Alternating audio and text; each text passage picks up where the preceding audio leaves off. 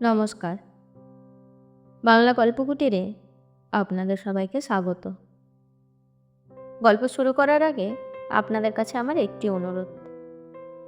আমার গল্প যদি আপনাদের ভালো লেগে থাকে তাহলে চ্যানেলটি সাবস্ক্রাইব করে প্লিজ পাশে থাকবেন। আসুন আজ শুনে নিই শরৎচন্দ্র চট্টোপাধ্যায়ের লেখা গল্প আলো ও ছায়া। প্রথমেই যদি তোমরা ধরিয়া বসো, এমন কখনো হয় না, তবে তো আমি নাচার। আর যদি বলো হইতেও পারে, জগতে কত কি যে ঘটে সবই কি জানি, তাহলে এ কাহিনী পড়িয়া ফেলো। আমার বিশ্বাস তাহাতে কোনো মারাত্মক ক্ষতি হইবে না। আর গল্প লিখিতে এমন কিছু প্রতিজ্ঞা করিয়া বসা হয় না যে সবটুকু খাঁটি সত্য বলিতে হইবে। হলোই বা দু এক ছত্র ভুল, হলোই বা একটু একটু মতভেদ, এমনই বা তাহাতে কি আসে যায়। তার নায়কের নাম হইল যজ্ঞদত্ত মুখুজ্জে, কিন্তু সুরমা বলে আলো মশাই। নায়িকার নাম তো শুনিলে, কিন্তু যজ্ঞদত্ত তাকে বলে ছায়া দেবী। দিন কতক তাহাদের ভারী কলহ বাঁধিয়া গেল। কে যে আলো, কে যে ছায়া, কিছুতেই মীমাংসা হয় না। শেষে সুরমা বুঝাইয়া দিল, এটা তোমার সূক্ষ্ম বুদ্ধিতে আসে না যে তুমি না থাকিলে আমি কোথাও নাই, কিন্তু আমি না থাকিলে তুমি চিরকাল চিরজীবী, তাই তুমি আলো, আমি ছায়া। যজ্ঞদত্ত হাসিল। একতরফা ডিগ্রি পেতে চাও করো, কিন্তু বিচারটা কোনো কাজের হলো না।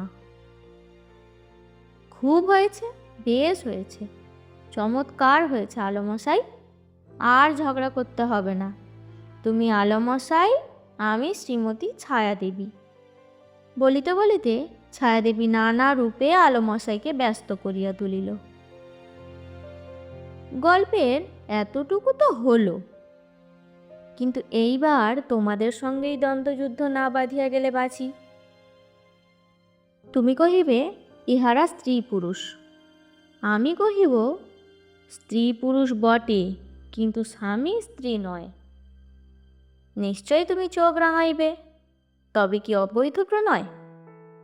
আমি বলিব খুব শুদ্ধ ভালোবাসা। কিছুতেই তোমরা তাহা বিশ্বাস করিবে না। মুখ ভার করিয়া জিজ্ঞাসা করিবে কত বয়স? আমি কহিব আলোর বয়স 23 আর ছায়ার বয়স 18।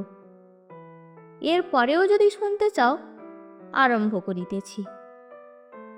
যজ্ঞদত্তের ছোট করিয়া দাড়ি ছাঁটা, চোখে চশমা, মাথায় ল্যাভেন্ডারের গন্ধ, পরনে কুঞ্চিত ঢাকাই কাপড়, শার্টে এসেন্স মাখানো, পায়ে মখমলের কাজ করা স্লিপার। ছায়া সহস্তে ফুল তুলিয়া দিয়াছে। লাইব্রেরিতে এক ঘর পুস্তক, বাটিতে বিস্তর দাসদাসী। টেবিলের ধারে বসিয়া যজ্ঞদত্ত পত্র লিখিতেছিল। সম্মুখে মস্ত মুকুর। পর্দা সরাইয়া ছায়াদেবী সাবধানে প্রবেশ করিল। ইচ্ছা চুপি চুপি চোখ টিপিয়া ধরে। পিঠের কাছে আসিয়া হাত বাড়াইতে গিয়া সম্মুখে দর্পণে নজর পড়িল।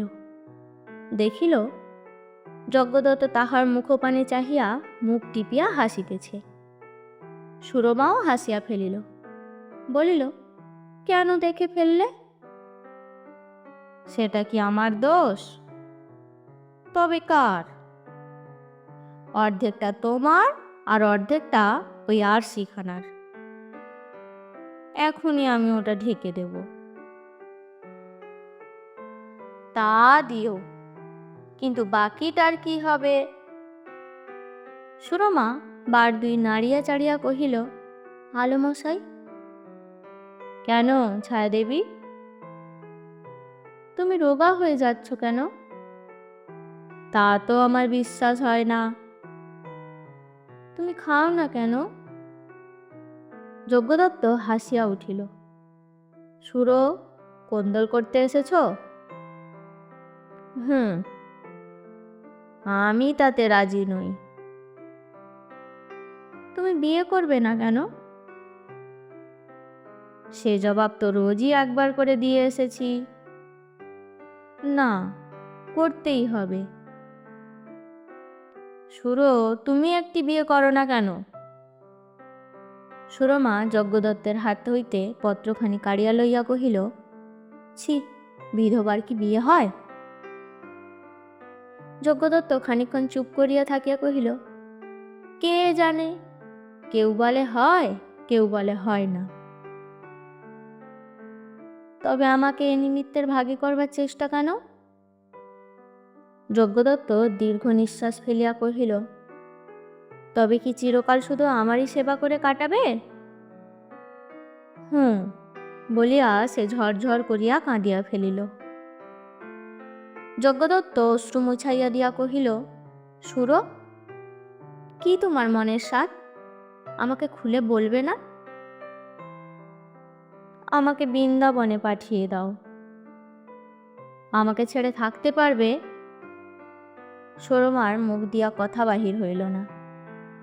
দক্ষিণে ও বামে দুইবার মাথা নাড়িতে গিয়া চোখের জল উৎসের মতো ছুটিয়া বাহির হইয়া পড়িল। যজ্ঞদাদা, সে গল্পটা আবার বলো না। কোনটা সুরো? সেই যে আমাকে যাবে বৃন্দাবনে কিনেছিলে। কত টাকায় কিনেছিলে গো? 50 টাকায়। আমার তখন 18 বছর বয়স। বিয়ে এক্সামিন দিয়ে পশ্চিমে বেড়াতে যাই। মা তখন বেঁচে, তিনিও সঙ্গে ছিলেন। একদিন দুপুরবেলায় মালতী কুঞ্জের ধারে একদল বৈষ্ণবী গান গাইতে আসে। তারই মধ্যে প্রথম তোমাকে দেখতে পাই। যৌবনের প্রথম ধাপটিতে পা দিয়ে জগৎটাকে এমন সুশ্রী দেখতে হয় যে শুধু নিজের দুটি চোখে সে মাধুর্য সবটুকু উপভোগ করতে পারা যায় না। স্বাদ হয় মনের মতন আর দুটি চোখ এমনি করে একসাথে এমনি শোভা সম্ভব করতে পারে যদি তাকে বুঝিয়ে বলতে পারি। ও কি সুরমা, কাঁদছো যে? না, তুমি বলো।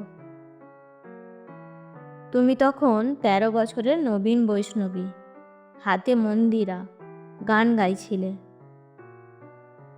যাও, আমি বুঝি গান গাইতে পারি? তখন তো পারতে। তারপর অনেক পরিশ্রমে তোমাকে পাই। তুমি ব্রাহ্মণের মেয়ে, বাল্য বিধবা। মা তোমার তীর্থে এসে আর ফিরে যেতে পারেননি, স্বর্গে গিয়েছেন। আমার মার কাছে তোমায় এনে দিই, তিনি বুকে তুলে নিলেন। তারপর মৃত্যুকালে আবার আমাকেই ফিরিয়ে দিয়ে গেলেন। যজ্ঞদাদা, আমার বাড়ি কোথায়? শুনেছি কৃষ্ণনগরের কাছে। আমার আর কেউ নেই? আমি আছি, তাই যে তোমার সব সুরমা। সুরমার চক্ষু আবার জলে ভিজিয়া আসিল। কহিল, তুমি আমাকে আবার বেচতে পারো? না, তা পারি না। নিজেকে না বেচে ফেললে ওটি কিছুতেই হতে পারে না। সুরমা কথা কহিল না, তেমনিভাবে সজল নয়নে তাহার পানে চাহিয়া রহিল।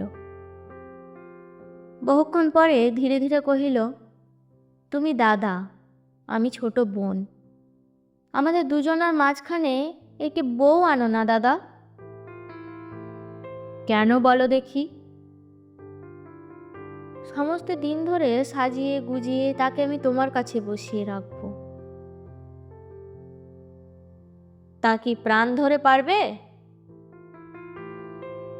সুরমা মুখ তুলিয়া চোখের উপর চোখ পাতিয়া কহিল, আমি কি তেমনি অধম যে হিংসা করব? হিংসা নাই করলে, কিন্তু নিজের স্থানটি বিলিয়ে দেবে? বিলিয়ে কেন দিতে যাব? আমি রাজা, রাজাই থাকব। শুধু একটি মন্ত্রী বহাল করব। দুজনে মিলে রাজ্যটা চালাতে আমোদ হবে।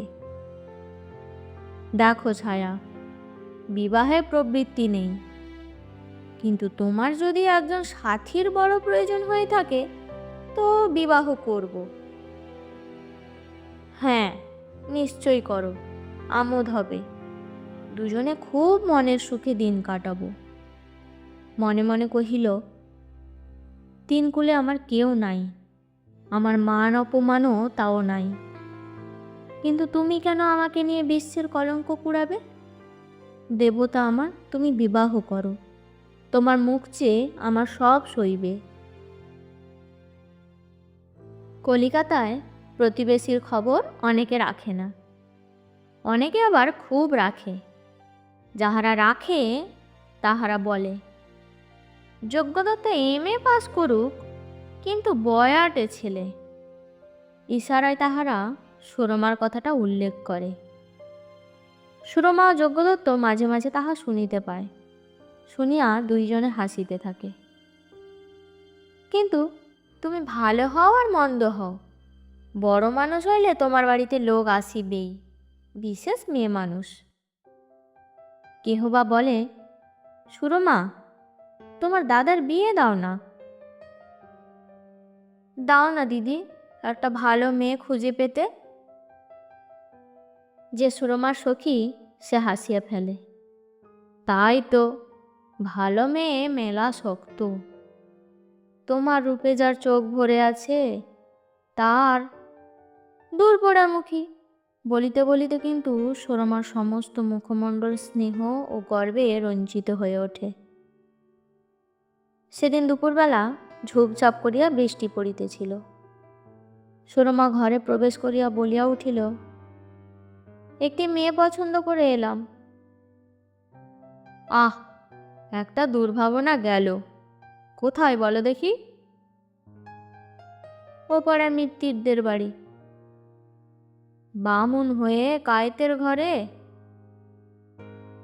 কায়েতের ঘরে কি বামুন থাকতে নেই? তার মাও বাড়িতে রেঁধে খেত। মেয়েটি শুনেছি ভালো, দেখে এসে যদি মনে ধরে তো ঘরে আনো। আমি কি এমনই হতভাগা যে রাজ্যের ভিখিরি ছাড়া আমার অন্ন জুটবে না? ভিখিরি করিয়া নাকি তোমার নূতন কাজ? আবার না, যাও দেখে এসো, মনে ধরো তো বলো না। মনে কিছুতেই ধরবে না। ধরবে গো ধরবে, একবার দেখেই এসো না। ছায়াদেবী তখন আলোমশাইকে এমন সাজাইয়া দিল, এত গন্ধ লাগাইয়া মাজিয়া ঘষিয়া চুল আছড়াইয়া দিয়া এমনি ভাবে আরশির সম্মুখে দাঁড় করিয়া দিল যে যজ্ঞদত্তের লজ্জা করিতে লাগিল। ছি, এই যে বড় বাড়াবাড়ি হয়ে গেল। তা হোক, দেখে এসো। গাড়ি করিয়া যজ্ঞদত্ত মেয়ে দেখিতে গেল। পথে একজন বন্ধুকেও তুলিয়া লইল। চল, মিত্তির বাড়িতে জলযোগ করে আসি। তার মানে? সে বাড়িতে একটা ভিখিরি মেয়ে আছে, তাকে বিয়ে করতে হবে। বলো কি, এমন প্রবৃত্তি কে দিলে? তোমরা যার হিংসে মরে যাও তিনি, সেই ছায়াদেবী। যজ্ঞদত্ত বন্ধুকে লইয়া মেয়ে দেখিতে ঘরে ঢুকিলেন। মেয়ে কার্পেটের আসনের উপর বসিয়া, পরনে দেশি কাপড়, কিন্তু অনেক ধোপ পড়া সুতাগুলো মাঝে মাঝে জালের মতো হইয়া গিয়াছে। হাতে বেলোয়ারি চুড়ি এবং একজোড়া পাক দেওয়া তামার মতো রঙের সোনার বালা। মাঝে মাঝে এক এক জায়গায় ভিতরের গালাটা দেখা যাইতেছে। মাথায় এত তেল যে কপালটা পর্যন্ত চকচক করিতেছে। ব্রহ্মতালুর উপর শক্ত খোপাটা কাঠের মতো উঁচু হইয়া আছে। দুই বন্ধুতে মুখ টিপিয়া হাসিয়া ফেলিলেন। হাসি চাপিয়া মেয়েটির দিকে চাহিয়া যজ্ঞদত্ত কহিল, কি নাম তোমার? মেয়েটি বড় বড় কালো চোখ দুটো শান্তভাবে তাহার মুখের প্রতি রাখিয়া কহিল, প্রতুল। যজ্ঞদত্ত বন্ধুর গা টিপিয়া মৃদু হাসিয়া কহিল, ওহে, গদাধর নয় তো? বন্ধু ঈষৎ ঠেলিয়া দিয়া কহিল, জ্যাঠামি করো না, তাড়াতাড়ি পছন্দ করে নাও। হ্যাঁ, এই নি। বেশ বেশ, কি পড়ো? কিছু না, আরও ভালো, কর্ম করতে জানো? প্রতুল মাথা নাড়িল। নিকটে একজন ঝি দাঁড়াইয়াছিল। সে ব্যাখ্যা করিয়া দিল। ভারী কর্মী মেয়ে বাবু, রাধা বাড়া সংসারের কাজকর্মে মায়ের হাত পেয়েছে, আর মুখে কথাটি নেই, ভারী শান্ত। তা বুঝেছি। তোমার বাপ বেঁচে নেই? না। মাও মরে গেছেন? হ্যাঁ। যজ্ঞদত্ত দেখিল এই হাবা মেয়েটার চোখে জল আসিয়া পড়িয়াছে। তোমার কি কেউ নেই? না। আমার বাড়ি যাবে? সে ঘাড় নাড়িল। 12-13 বৎসরের বালকের হাত হইতে কোনো নির্দয় রসহীন অভিভাবক তাহার অর্ধপঠিত কৌতুকপূর্ণ নভেলটা টানিয়া লুকাইয়া রাখিয়া দিলে তাহার যেমন অবস্থা হয়, ভিতরের প্রাণটা ব্যাকুলভাবে সেই শুষ্ক মুখ শঙ্কিত বালককে এঘর ওঘর ছুটাইয়া লইয়া বেড়ায়। ভয়ে ভয়ে তীব্র চক্ষু দুটি শুধু যেমন সেই প্রিয় পদার্থটিকে আবিষ্কার করিবার জন্য ব্যস্ত এবং বিরক্ত হইয়া থাকে, আর সর্বদাই যেন কাহার উপর রাগ করিতে ইচ্ছা করে, তেমনইভাবে সুরমা যজ্ঞদত্তের জন্য ছটফট করিতে লাগিল। কি যেন কি একটা খুঁজিয়া বাহির করিবে। চেয়ার, বেঞ্চ, সোফা, শয্যা, ঘর, বারান্দা সবগুলোর উপরেই সে বিরক্ত হইয়া উঠিল। রাস্তার দিকের একটা জানালাও তাহার পছন্দ হইল না। একবার এটাতে একবার ওটাতে বসিতে লাগিল। যজ্ঞদত্ত ঘরে ঢুকিলেন। কি হলো আলমশাই? আলমশাইয়ের মুখ গম্ভীর। পছন্দ হলো? হলো। কবে বিয়ে?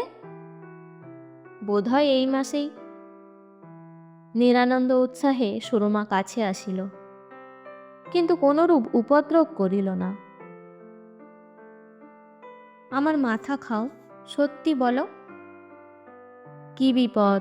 সত্যিই তো বলছি। আমার মরা মুখ দেখো, বলো পছন্দ হয়েছে? হ্যাঁ। হঠাৎ যেন সুরমা আর কোনো কথা খুঁজিয়া পাইল না। বালক বালিকারা ধমক খাইয়া কাঁদিবার পূর্বে যেমন এদিক ওদিক ঘাড় নাড়িয়া একটা অর্থহীন কথা বলিয়া ফেলে, সুরমা তেমনি ছেলে মানুষটির মতো মাথা হেলাইয়া গাঢ় স্বরে কহিল, তবে বলেছিলাম তো।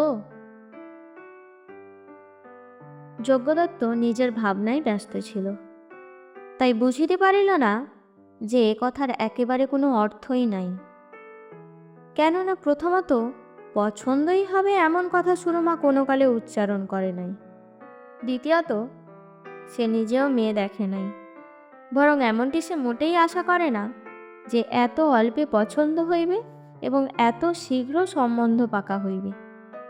তাই সে সমস্ত দিনটা নিজের ঘরে বসিয়া এই কথা তোলাপাড়া করিতে লাগিল। 2 দিন পরে কিন্তু যজ্ঞদত্ত অনেক কথা বুঝিতে পারিল। কহিল, সুরো, এ বিয়ে দিও না দিদি। বা, তা কি হয়?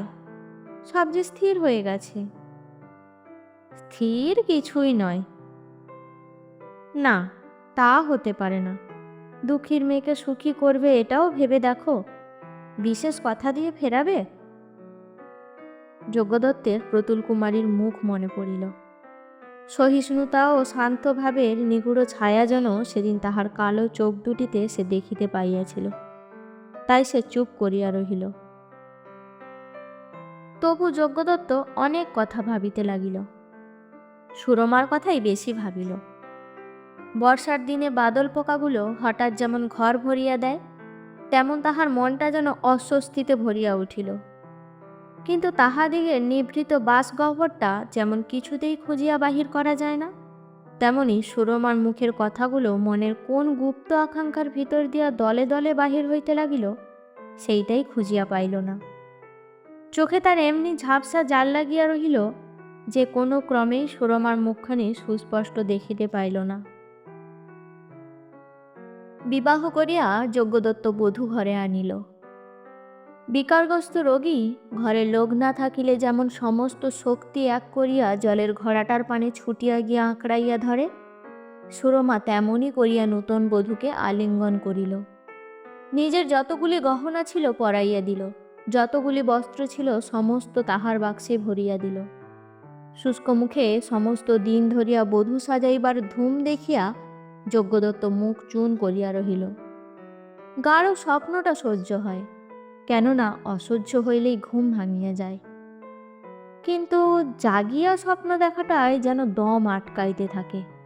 কিছুতেই সেটা শেষও হয় না, ঘুমও ভাঙে না। মনে হয় একটা স্বপ্ন, মনে হয় এটা সত্য। আলো ও ছায়ার দুজনেরই এই ভাবটা আসিতে লাগিল। একদিন ঘরে ডাকিয়া যজ্ঞদত্ত কহিল, ছায়া দেবী। কি যজ্ঞদাদা? আলোমশাই বললে না। মুখ নত করিয়া সুরমা কহিল, আলোমশাই। যজ্ঞদত্ত দুই হাত বাড়াইয়া কহিল, অনেকদিন কাছে আসো নাই, এসো। সুরমা একবার মুখপানে চাহিয়া দেখিল, পরক্ষণেই বলিয়া উঠিল, বা, আমি তো খুব বউকে একলা ফেলে এসেছি। বলিতে বলিতে সে ছুটিয়া পলাইয়া গেল। রাগের মাথায় যদি হঠাৎ কোনো অপরিচিত ভদ্রলোকের গালে চড় মারা যায়, আর সে যদি শান্তভাবে ক্ষমা করিয়া চলিয়া যায়, তাহা হইলে মনটা যেমন খারাপ হইয়া থাকে, তেমনি ক্ষমাপ্রাপ্ত অপরাধীর মতো তাহারও মনটা ক্রমাগত দমিয়া পড়িতে লাগিল। কেবলই মনে হয় সে অপরাধ করিয়াছে, আর সুরমা প্রাণপণে ক্ষমা করিতেছে। সুরমা সর্বাভরণা নববধূকে জোর করিয়া তাহার পার্শ্বে বসাইয়া দেয়। সন্ধ্যা হইলেই বাহির হইতে কট করিয়া তালা বন্ধ করিয়া দেয়। গালে হাত দিয়া যজ্ঞদত্ত ভাবিতে থাকে, বউও কতক বুঝিতে পারে, সে শেয়ানা মেয়ে নয়, তবুও তো সে নারী। সাধারণ স্ত্রী বুদ্ধিটুকু হইতে ভগবান কাহাকেও বঞ্চিত করেন না। সেও সারা রাত্রি জাগিয়া থাকে। আজ 8 দিনও বিবাহ হয় নাই। এরই মধ্যে যজ্ঞদত্ত একদিন প্রত্যুষে সুরমাকে ডাকিয়া কহিল, সুরো, বর্ধমানে পিসিমাকে বউ দেখিয়ে আনি। দামোদর পাড়ে পিসিমার বাড়ি। সেখানে পৌঁছাইয়া দিয়া যজ্ঞদত্ত কহিল, পিসিমা, বউ এনেছি দেখো। ও মা, বিয়ে করেছিস বুঝি? আহা, বেঁচে থাক, দিব্যি চাঁদপানা বউ, এইবার মানুষের মতো ঘর সংসার কর। সেই জন্যেই তো সুরো জোর করে বিয়ে দিলে। সুরো বুঝি বিয়ে দিয়েছে? সেই তো দিলে, কিন্তু কপাল মন্দ, বউ নিয়ে ঘর করা চলে না। কেন রে? জানো তো পিসিমা, আমার নরগণ, বউয়ের হলো রাক্ষসগণ। একসঙ্গে থাকলে গণৎকার বলে বাঁচি না বাঁচি। ষাট ষাট, সে কথা থাক। তখন তাড়াতাড়ি এসব দেখা হয়নি। এখন তো তোমার কাছে থাকবে, মাসে 50 টাকা পাঠাবো, তাতে চলবে না পিসিমা? হ্যাঁ, তা চলে যাবে, পাড়া গায়ে বিশেষ কষ্ট হবে না। আহা, চাঁদের মতো মেয়ে, ডাগর হয়েছে। হ্যাঁ রে যজ্ঞ, একটা শান্তি সস্তায়ন করলে হয় না? হতে পারে, আমি ভট্টাচার্যের মত নিয়ে যা ভালো হয় তোমাকে জানাবো। তা জানাস বাছা। সন্ধ্যার সময় বউকে কাছে ডাকিয়া যজ্ঞদত্ত কহিল, তবে তুমি এখানেই থাকো। সে ঘাড় নাড়িয়া বলিল, আচ্ছা। যা তোমার দরকার হবে আমাকে জানিও। আচ্ছা। তুমি চিঠি লিখতে জানো? না।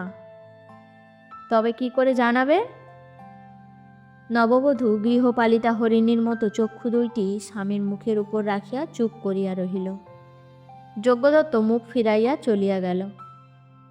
পিসিমার বাটিতে বউ ভোরে উঠিয়া কাজ করিতে লাগিল। বসিয়া থাকিতে সে শিখে নাই। নূতন লোক হইলেও সে পরিচিতের মতো ঘর কন্যার কাজ করিতে শুরু করিল। 2-4 দিনেই পিসিমা বুঝিলেন, এমন মেয়ে সবাই গর্ভে ধরে না। বউয়ের অনেক গহনা, পাড়া শুদ্ধ ঝেঁটিয়ে লোক তা দেখতে আসে। কে দিয়েছে গা? তোমার বাপ? না, বাপ মা আমার নাই, ঠাকুরজি দিয়েছেন। 2-1 সমবয়সীর সহিত ভাব হইলে তাহারা খুঁটিয়ে খুঁটিয়ে কথা বাহির করিবার চেষ্টা করিতে লাগিল। তোমার ঠাকুরঝি বুঝি খুব বড় লোক? হ্যাঁ। সব গহনা তারই? সব। তার দরকার নেই, তিনি বিধবা, এসব পড়েন না। কত বয়স বউ?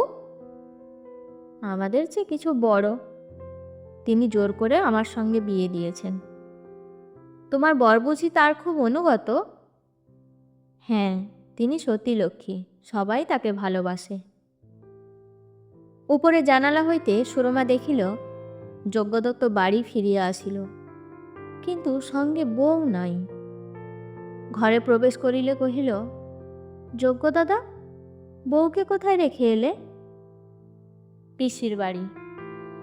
সঙ্গে আনলে না কেন? থাক, কিছুদিন পরে আনলেই হবে।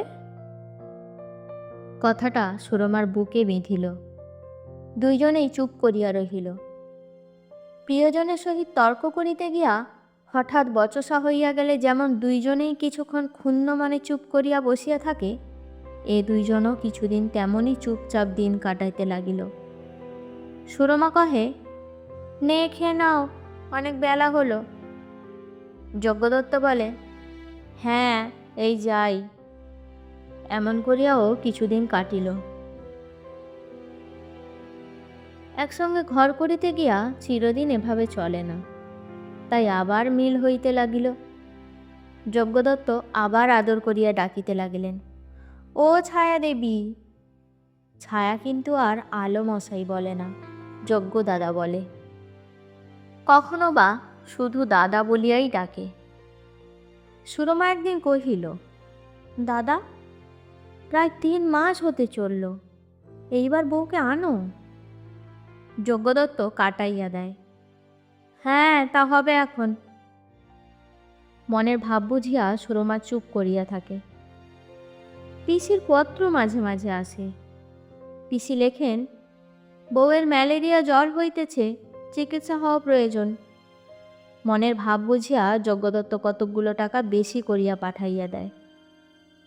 আর মাসখানেক কোনো কথা ওঠে না। এমন সময় একদিন হঠাৎ চিঠি আসিল যে পিসি মরিয়া গিয়াছে। যজ্ঞদত্ত বর্ধমানে চলিয়া গেল। যাইবার সময় সুরমা মাথার দিব্য দিয়া বলিয়া দিল, বউকে নিয়ে এসো। বর্ধমানে পিসির শ্রাদ্ধ শান্তি হইয়া গেলে একদিন দুপুরবেলা যজ্ঞদত্ত বারান্দায় দাঁড়াইয়া বাড়ি যাইবার কথা ভাবিতেছিল। উঠানে একটা ধানের মড়াইয়ের পাশে নতুন বউ দাঁড়াইয়া চোখে পড়িলে। চোখাচোখি হইবা মাত্র সে হাত দিয়া ইশারা করিয়া ডাকিল। যজ্ঞদত্ত স্ত্রীর নিকটে পৌঁছিল। কি? আপনাকে কিছু বলবো। বেশ তো, বলো। নতুন বউ ঢোক গিলিয়া কহিল, একদিন আপনি বলেছিলেন যদি আমার কোনো দরকার হয়। বেশ তো, কি দরকার বলো। বাড়িতে সবাই বলা বলি করছিলেন আমি বড় অলক্ষণা, তাই এখানে আর থাকতে ইচ্ছে করে না। কোথায় থাকতে চাও? কলকাতায় যদি কোনো ভদ্র পরিবারে স্থান পাই। আমি তো সব কাজ করতে পারি। তোমার নিজের বাড়ি যাবে? আমার নিজের বাড়ি? সে আবার কোথা? তারা কি আর থাকতে দেবেন? যজ্ঞদত্ত হাত দিয়া স্ত্রীর মুখ তুলিয়া ধরিয়া কহিল, আমার বাড়িতে যাবে? যাব। সুরমা তোমার জন্য বড় ব্যস্ত হয়েছে। সুরমার কথায় তাহার মুখ প্রফুল্ল হইয়া উঠিল। ঠাকুরঝি আমায় মনে করেন? করেন বই কি। তবে নিয়ে চলুন। জগতে এক রকমের লোক আছে, তাহারা পরের সম্বন্ধে মতামত প্রকাশ করিবার বুদ্ধি কিছুতেই খুঁজিয়া পায় না, কিন্তু এমন একটা সহজ বুদ্ধি রাখে যে তাহার উপর নির্ভর করিয়া নিজের সম্বন্ধে অপরের পরামর্শ মোটেই প্রয়োজন বোধ করে না। নূতন বউটি এই শ্রেণীর। সে নিজের কথা নিজেই ভাবে, পরকে জিজ্ঞাসা করে না। ভাবিয়া কহিল, আপনাদের অকল্যাণ করবার বড় ভয় আমার, কিন্তু থাকি বা কোথায়? না হয় আমি নিচেই থাকব। সব কাজকর্ম করতে নিচে থাকাই সুবিধের। উপরে কি তোমার থাকবার ঘর নেই? আছে, কিন্তু নিচের ঘরেই বেশ থাকব। যজ্ঞদত্ত আর কোনো কথা কহিল না। ভাবিতে লাগিল যে খুব বোকার মতো তো এ কথাগুলো নয়, এবং কয়েকবার মনে করিল, বলিয়া ফেলে যে সে অলক্ষণা নহে, রাক্ষসগণ প্রভৃতি মিথ্যা কথা। কিন্তু মিথ্যা কথার কারণটা কি, তা কি করিয়া বলা যায়? বিশেষ বাড়ি গিয়া সে তাহার অতীত এবং ভবিষ্যৎ ব্যবহারে যে বেশ মিল করিয়া তুলিতে পারিবে, সে ভরসাও মনে করিতে পারিল না। সুরমা দেখিল বউ আসিয়াছে। উগ্র নেশার প্রথম ঝোঁকটা কাটাইয়া দিয়া সে স্থির হইয়াছে, তাই বউ দেখিতে বাড়াবাড়ি করিল না। শান্ত ধীরভাবে প্রিয় সম্ভাষণ করিল, মৌখিক নহে, অন্তর্গত মঙ্গলেচ্ছা তাহার শুষ্ক মুখের উপর জ্যোতি ফিরাইয়া আনিল। বউ, কই ভালো ছিলে না তো? বউ মাথা নাড়িয়া কহিল, মাঝে মাঝে জ্বর হতো। সুরমা তাহার কপালের ঘাম মুছাইয়া বলিল, এখানে চিকিৎসা হলেই সব ভালো হয়ে যাবে। দুপুরবেলা সুরমা সংবাদ পাইল যে বউয়ের জন্য নিচে ঘর পরিষ্কার হইতেছে। অপমানে তাহার চোখে জল আসিল। সংবরণ করিয়া যজ্ঞদত্তের কাছে গিয়া বলিল, দাদা, বউ কি নিচে শোবে? তুমি কিছু বলবে না? আর কি বলবো, যার যা খুশি তা করুক। সুরমা লজ্জা ও ধিক্কারে আপনাকে শাসন করিতে পারিল না, সম্মুখেই কাঁদিয়া পলাইয়া গেল। উপরের গোলযোগটা কিন্তু নিচে পৌঁছিল না। নূতন বউ নূতন করিয়া সংসারের কাজকর্ম লইয়া ব্যস্ত হইয়া পড়িল। ক্রমে ক্রমে ধীরে ধীরে সে সুরমার সব কাজগুলি নিজের হাতে তুলিয়া লইল। শুধু উপরে যায় না, স্বামীর সহিত দেখা করে না। ক্রমে সুরমাও উপর ছাড়িয়া দিল। বউ প্রফুল্ল গম্ভীর মুখে কাজ করিত, সুরমা পাশে বসিয়া থাকিত। একজন দেখাইত কর্ম করিয়া কত সুখ, অপর বুঝিত কর্মস্রোতে অনেক দুঃখ ভাসাইয়া দিতে পারা যায়। দুজনের কেহই বেশি কথা কহে না। তাহাদের সহানুভূতি ক্রমে গাঢ়তর হইয়া আসিতে লাগিল। মাঝে মাঝে নূতন বধূর প্রায় জ্বর হয়, 2-4 দিন উপবাস থাকিয়া আপনি সারিয়া উঠে। ঔষধে প্রবৃত্তি নাই, ঔষধ খায় না। সে সময়ের কাজকর্মগুলা দাস দাসীতেই করে, সুরমা পারিয়া উঠে না, ইচ্ছা থাকিলেও সামর্থ্যে কুলায় না। সোনার প্রতিমা সুরমা দেবীর এখন সে রং নাই, সে কান্তি নাই, কত লাবণ্য 2 মাসের মধ্যে কোথায় উড়িয়া গিয়াছে। বউ মাঝে মাঝে বলে, ঠাকুরজি, তুমি দিন দিন এমন হয়ে যাচ্ছ কেন? আমি? আচ্ছা বউ, শরীরটা ভালো করবার জন্যে আমি যদি বিদেশে যাই, তোমার কষ্ট হবে না তো? হবে বই কি, তবে যাব না? না ঠাকুরজি, যেও না, তুমি ঔষধ খেয়ে এখানেই ভালো হও। সুরমা স্নেহ ভরে তাহার ললাট চুম্বন করিল। একদিন সুরমা যজ্ঞদত্তের খাবার সাজাইতেছিল। যজ্ঞদত্ত তাহার মলিন কৃশ মুখখানি সতৃষ্ণ চক্ষে দেখিতেছিল। সুরমা মুখ তুলিলে সে দীর্ঘ নিঃশ্বাস ফেলিয়া কহিল, মনে হয় মলেই বাঁচি। কেন? বলিতেই সুরমার চক্ষে জল আসিল। ভয় হয় আর কতদিন এ প্রাণটাকে বয়ে বেড়াতে হবে। বন্দুকের গুলি খাইয়া বনের পশু যেমন মাটি ছাড়িয়া আকাশে পলাইবার জন্য প্রাণপণে লাফাইয়া ওঠে, কিন্তু আকাশ তাহার কেহ নয়। তাই সেই আশ্রয় শূন্য মরণাহত জীব শেষে চিরদিনের আশ্রয় পৃথিবীকেই জড়াইয়া ধরিয়া প্রাণত্যাগ করে। তেমনি ছটপট করিয়া সুরমা প্রথমে আকাশপানে চাহিয়া দেখিল, তারপর তেমনি করিয়া লুণ্ঠিত হইয়া কাঁদিতে লাগিল। যজ্ঞদাদা, আমাকে ক্ষমা করো, আমি তোমার শত্রু, আমাকে আর কোথাও পাঠিয়ে দিয়ে তুমি সুখী হও। তখনই হয়তো দাসী আসিয়া পড়বে। যজ্ঞদত্ত হাত ধরিয়া তাহাকে তুলিয়া ধরিল। সস্নেহে অশ্রু মুছাইয়া কহিল, ছি, ছেলে মানুষই করো না। অশ্রু মুছিতে মুছিতে সুরমা তাড়াতাড়ি ঘরে গিয়া দ্বার রুদ্ধ করিয়া দিল।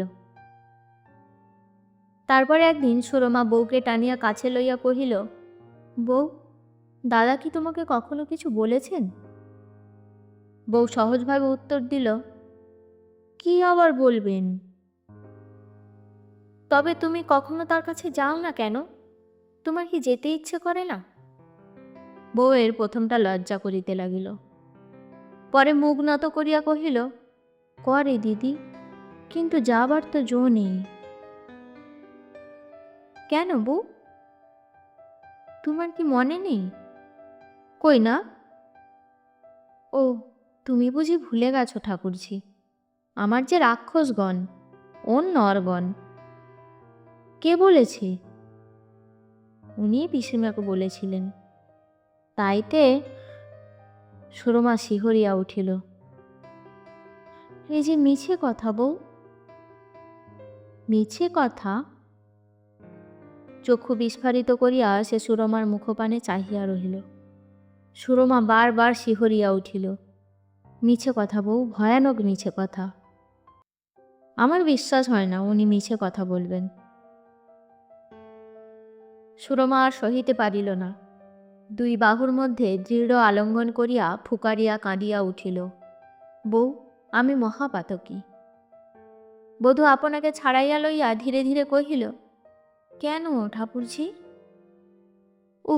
তা আর শুনতে চেও না, আমি বলতে পারবো না।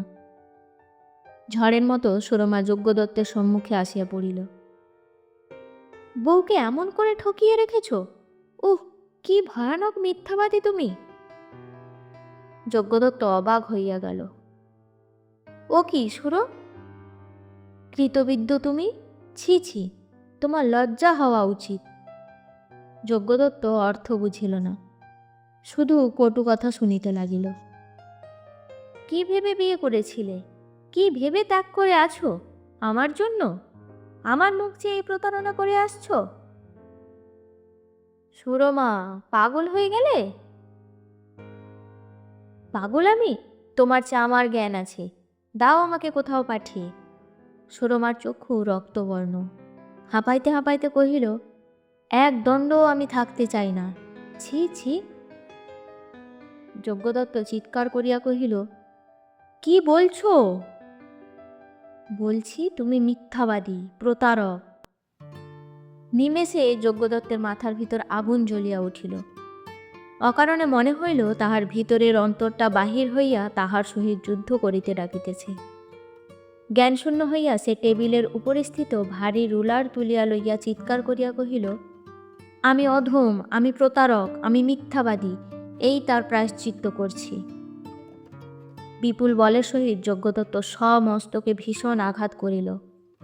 মাথা ফাটিয়া ঝরঝর করিয়া রক্তস্রোত বহিল। সুরমা অস্ফুটে ডাকিল, মা গো! তারপর অচৈতন্য হইয়া ভূমিতলে পড়িয়া গেল। যজ্ঞদত্ত তাহা দেখিল। দেখিল তার সমস্ত মুখ রক্তে ভাসিতেছে, চোখের ভিতর রক্ত ঢুকিয়া সমস্ত ঝাপসা বোধ হইতেছে।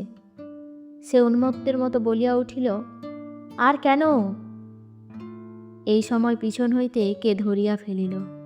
ফিরিয়া দেখিল স্ত্রী, স্কন্ধের উপর মাথা রাখিয়া সেও মূর্ছিত হইয়া পড়িল। সুরমা যেমন করিয়া নিচে হইতে উপরে ছুটিয়া আসিল, নূতন বধূ তাহাতে আশ্চর্য ও শঙ্কিত হইয়া নিঃশব্দে পিছনে আসিয়া দ্বারের বাহিরে দাঁড়াইয়া সব কথা শুনিল, সব কাণ্ডও দেখিল। অনেকখানি সত্য তাহার মাথার ভিতরে সূর্যের আলোকের ন্যায় প্রতিভাত হইল। তাহারও বক্ষস্পন্দন দ্রুত হইয়া আসিয়াছিল। চক্ষের বাহিরে কুজ্ঝটিকার সৃষ্টি হইতেছিল। কিন্তু সে আপনাকে সামলাইয়া লইয়া বিপদের সময় স্বামীকে ক্রোড়ে করিয়া বসিল। 6 দিন পরে ভালো করিয়া জ্ঞান হইলে সুরমা জিজ্ঞাসা করিল, দাদা কেমন আছেন? দাসী কহিল, ভালো আছেন। আমি দেখে আসব। কিন্তু উঠিতে গিয়া আবার শুইয়া পড়িল। দাসী কহিল, তুমি বড় দুর্বল, তাতে জ্বর হয়েছে, উঠো না, ডাক্তার বারণ করেছে। সুরমা আশা করিল যজ্ঞদাদা দেখিতে আসিবে, বউ দেখিতে আসিবে। একদিন 2 দিন করিয়া ক্রমে 1 সপ্তাহ অতীত হইয়া গেল। তবু কেহ আসিল না, কেহ খোঁজও লইল না। জ্বর সারিয়াছে, কিন্তু বড় দুর্বল। উঠিতে চেষ্টা করিলে হয়তো উঠিতে পারিত, কিন্তু বিষম অভিমানে শয্যা ত্যাগ করিতে প্রবৃত্তি হইল না। নিজের মনে ফুলিয়া ফুলিয়া কাঁদিত, চোখ মুছিয়া ভাবিত তাহাদের আলো ও ছায়ার কাহিনী। দীপ্ত আলো ও গাঢ় ছায়া লইয়া তাহারা খেলা আরম্ভ করিয়াছিল। এখন আলো নিভিয়া আসিতেছে, মধ্যাহ্নের সূর্য পশ্চিমে ঝুঁকিয়াছে। গাঢ় ছায়া তাই অস্পষ্ট ও বিকৃত হইয়া প্রেতের মতো কঙ্কালসার হইয়াছে। অজানা অন্ধকারের পানে সে ছায়া যেন মিশিয়া যাইবার জন্য ধীরে ধীরে সরিয়া যাইতেছে। কাঁদিয়া কাঁদিয়া সুরমা ঘুমাইয়া পড়িল। গায়ের উপর তপ্ত হস্ত রাখিয়া কে যেন ডাকিল, দিদি। সুরমা উঠিয়া বলিল, এ কি বউ? চক্ষু তাহার রক্তবর্ণ, মুখ শুষ্ক, ওষ্ঠদ্বয় যেন কালি মাখা। কেন বউ, কি হয়েছে তোমার? কি হয়েছে আমার? তুমি আমাকে এ বাড়িতে এনেছিলে তাই বলতে এসেছি দিদি। ছুটি দাও আমাকে, আমি যাব। কেন দিদি, কোথায় যাবে? নূতন বধূ সুরমার পায়ের উপর মাথা রাখিয়া লুটাইয়া পড়িল। সুরমা দেখিল তাহার দেহ অগ্নির মতো উত্তপ্ত। এ কি, এ যে বড় জ্বর হয়েছে। এমন সময় একজন দাসী চিৎকার করিয়া ছুটিয়া আসিল, দিদি, বউ কোথা গেল? ও মা, জ্বরের ঝোঁকে পালিয়ে এসেছেন? আজ 8 দিন বেহুশ হয়ে পড়েছিলেন। মা গো, কি করে এলেন? 8 দিন জ্বর? ডাক্তার দেখছে? কেউ না দিদি, কেউ না। পরশুদিন সকালবেলাও বৌমা 1 ঘন্টা কলতলায় মাথা পেতে বসেছিলেন। এত মানা করলুম, কিছুতেই শুনলেন না। সন্ধ্যার পূর্বে সুরমা যজ্ঞদত্তের ঘরে গিয়া কাঁদিয়া পড়িল। দাদা, বউ আর বাঁচে না। বাঁচে না? কি হয়েছে? আমার ঘরে এসে দেখো, বউ বুঝি বাঁচে না। 2-3 জন ডাক্তার আসিয়া দেখিয়া বলিল, প্রবল বিকার। সমস্ত রাত্রি বিফল পরিশ্রম করিয়া তাহারা ভোরবেলায় চলিয়া গেল। সমস্ত রাত্রি যজ্ঞদত্ত মাথার শিয়রে বসিয়া রহিল। কতবার মুখের কাছে মুখ লইয়া গেল, বধূ কিন্তু স্বামীকে চিনিতে পারিল না। ডাক্তার চলিয়া গেলে যজ্ঞদত্ত কাঁদিয়া উঠিল, বউ, একবার চেয়ে দেখো, একবার বলো ক্ষমা করলে। সুরমা পায়ের ওপর মুখ লুকাইয়া অস্ফুটে বলিল, বৌদিদি, কেন এই শাস্তি দিয়ে গেলে? কে কথা কহিবে? সমস্ত মান অভিমান তাচ্ছিল্য অবহেলা সরাইয়া দিয়া সে ধীরে ধীরে অনন্তে মিলাইয়া গেল। সুরমা কহিল, দাদা কোথায়? দাসী উত্তর করিল, কাল তিনি পশ্চিমে চলে গেছেন। কবে আসবেন? জানি নে, বোধহয় শিগগির আসবেন না। আমি কোথায় থাকব? সরকার মশাইকে বলে গেছেন, যত ইচ্ছে টাকা নিয়ে তোমার যেখানে খুশি থেকো। সুরমা আকাশপানে চাহিয়া দেখিল, জগতের আলো নিভিয়া গিয়াছে। সূর্য নাই, চন্দ্র নাই, একটি তারাও দেখা যায় না। পাশে চাহিয়া দেখিল, সে অস্ফুট ছায়াটিও কোথাও সরিয়া গিয়াছে। চতুর্দিক ঘনান্ধকার, বক্ষস্পন্দন তাহার যেন বন্ধ হইয়া আসিতেছে। চক্ষের জ্যোতি ম্লান ও স্থির হইয়া আসিতেছে। দাসী ডাকিল, দিদি। ঊর্ধ্বনেত্রে সুরমা ডাকিল, যজ্ঞদাদা। তারপর ধীরে ধীরে শুইয়া পড়িল। নমস্কার।